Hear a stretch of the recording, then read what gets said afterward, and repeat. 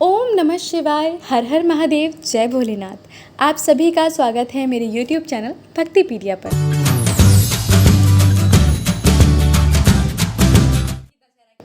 आज के इस वीडियो में आप रसपान करने वाले हैं नाग पंचमी की कथा का। तो आइए सुनते हैं।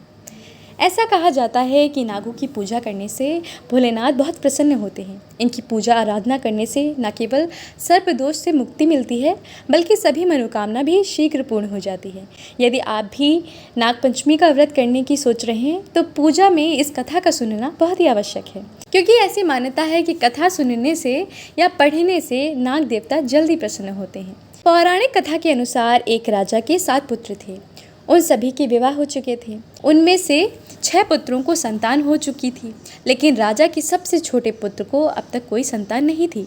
इस वजह से राजा की पुत्र वधू को अक्सर उनकी जेठानी बांझ कहकर ताना मारती थी। ये सुनकर राजा की पुत्र वधू बहुत दुखी रहती थी।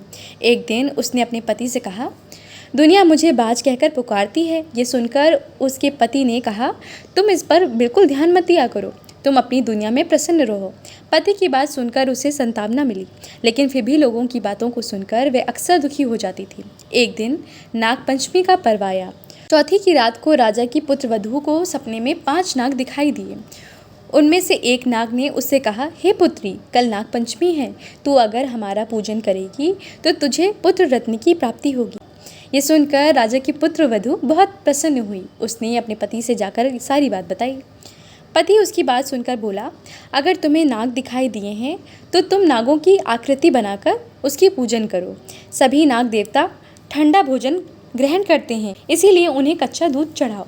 नाग पंचमी के दिन राजा की पुत्र वधू ने ठीक वैसा ही किया। नागों की पूजा करने से राजा की पुत्र वधू को 9वें महीने में एक सुंदर पुत्र की प्राप्ति हुई। इस तरह से संसार में नाग पंचमी का व्रत विख्यात हो गया। तो आइए अब सुनते हैं नाग पंचमी की सबसे प्राचीन कथा। प्राचीन काल में एक सेठ जी के 7 पुत्र थे। 7 के विवाह हो चुके थे। सबसे छोटे पुत्र की पत्नी श्रेष्ठ चरित्र और विदुषी और सुशील थी, परंतु उनके कोई भाई नहीं था। एक दिन बड़ी बहू के घर लीपने को पीली मिट्टी लाने के लिए सभी बहुओं के साथ चलने को कहा, तो सभी डलिया और खुरपी लेकर मिट्टी खोदने लगी। तभी वहाँ एक सर्प निकला, जिसे बड़ी बहू खुरपी से मारने लगी। ये देखकर छोटी बहू ने उसे रोकते हुए कहा, मत मारो इसे, ये बेचारा निरपराध है। ये सुनकर बड़ी बहू ने उसे नहीं मारा। तब सर्प एक ओर जा बैठा।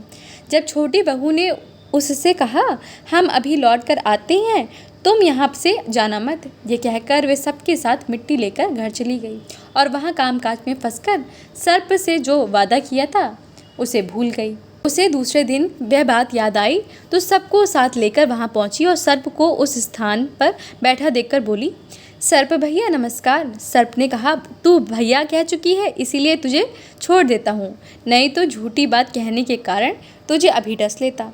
वह बोली, भैया मुझसे भूल हो गई, उसकी क्षमा मांगती हूँ।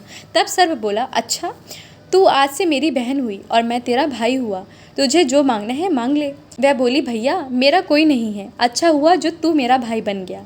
कुछ दिन व्यतीत होने पर वह सर्प मनुष्य का रूप रखकर उसके घर आया और बोला कि मेरी बहन को भेज दो। सबने कहा, इसके तो कोई भाई नहीं था।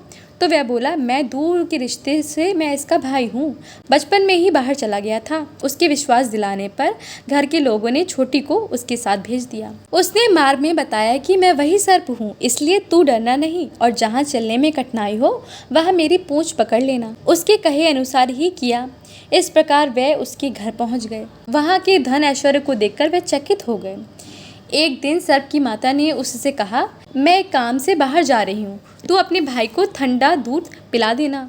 उसे ये बात ध्यान न रही और उसने गर्म दूध पिला दिया, जिससे उसका मुख बेतरह जल गया। ये देखकर सर्प की माता को बहुत क्रोध हुआ, परंतु सर्प को समझाने पर शांत हो गई। तब सर्प ने कहा कि बहन को अब उसके घर भेज देना चाहिए। तब सर्प और उसके पिता ने उसे बहुत सा सोना चांदी जवाहरात वस्त्र भूषण आदि देकर उसके घर पहुंचा दिया। इतना ढेर सारा धन देखकर बड़ी बहू ने ईर्ष्या से कहा, भाई तो बड़ा धनवान है, तुझे तो उससे और भी धन लाना चाहिए। सर्प ने ये वचन सुना तो सब वस्तुएं सोने की लाकर दे दी। ये देखकर बड़ी बहू ने कहा, इन्हें झाड़ने की झाड़ू भी सोने की होनी चाहिए। तब सर्प ने झाड़ू सोने की लाकर दे दी। सर्प ने छोटी बहू को हीरा मणियों का एक अद्भुत हार भी दिया। उसकी प्रशंसा उसे देश की रानी ने भी सुनी और वह राजा से बोली कि सेठ की छोटी बहू का हार यहाँ आना चाहिए। राजा ने मंत्री को हुक्म दिया कि उससे वह हार लाकर शीघ्र उपस्थित हो। मंत्री ने सेठ जी से जाकर कहा, महारानी जी छोटी बहू का हार पहनेंगी, उससे लेकर मुझे दे दो। सेठ जी ने डर के कारण छोटी बहू से हार मंगवा कर दे दिया। छोटी बहू को ये बात बहुत बुरी लगी। उसने अपने सर्प भाई को याद किया। आने पर प्रार्थना की, भैया रानी ने हार छीन लिया है, तुम कुछ ऐसा करो कि जब वह हार उसके गले में रहे तब तक के लिए सर्प बन जाए और जब वह मुझे लौटा दे तब हीरों और मणियों का हो जाए। सर्प ने ठीक वैसा ही किया। जैसे ही रानी ने हार पहना वैसे ही वह सर्प बन गया। ये देखकर रानी चीख पड़ी और रोने लगी। ये देखकर राजा ने सेठ के पास खबर भेजी कि छोटी बहू को तुरंत भेजो। सेठ जी डर गए कि राजा ना जाने क्या करेगा। वह स्वयं छोटी बहू को साथ लेकर उपस्थित हुए। राजा ने छोटी बहू से पूछा, तूने क्या जादू किया है, मैं तुझे दंड दूंगा। छोटी बहू बोली, राजन धृष्टता क्षमा कीजिए, यह हार ही ऐसा है कि मेरे गले में हीरे मणियों का रहता है और दूसरे के गले में सर्प बन जाता है। यह सुनकर राजा ने सर्प बना हार उसे देकर कहा, अभी पहन कर दिखाओ। छोटी बहू ने जैसे ही उसे पहना वैसे ही हीरे मणियों का हो गया। ये देखकर राजा को उसकी बात का विश्वास हो गया और उसने प्रसन्न होकर उसे बहुत सी मुद्राएं भी पुरस्कार में दी। छोटी बहू अपने हार और सभी वस्तुओं सहित घर लौट आई। उसके धन को देखकर बड़ी बहू ने ईर्ष्या के कारण उसके पति को सिखाया, छोटी बहू के पास कहीं से धन आया है। यह सुनकर उसके पति ने अपनी पत्नी को बुलाकर कहा, ठीक ठीक बता कि ये धन तुझे कौन देता है। तब वह सर्प को याद करने लगी। तब उसी समय सर्प ने प्रकट होकर कहा, यदि मेरी धर्म बहन के आचरण पर संदेह प्रकट करेगा तो मैं तुझे खा लूँगा।